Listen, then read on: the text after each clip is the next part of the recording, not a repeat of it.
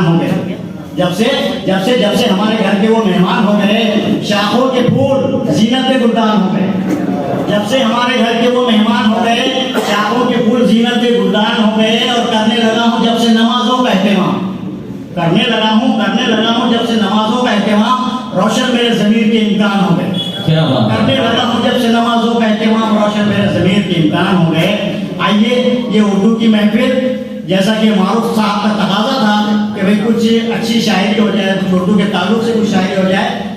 تو کوشش گزار ہے 4 مصرے دیکھیے کہ اردو کے نام پہ کس طرح سے جو لفاظیاں ہوتی ہے, اردو کے نام سے کیا کیا ہوتا ہے آپ تمام جانتے ہیں. اور یہ میرے 4 مصرے کہ وہ اردو سے بغاوت کر رہا ہے, وہ اردو سے بغاوت کر رہا ہے جو لفظوں کی تجارت کر رہا ہے.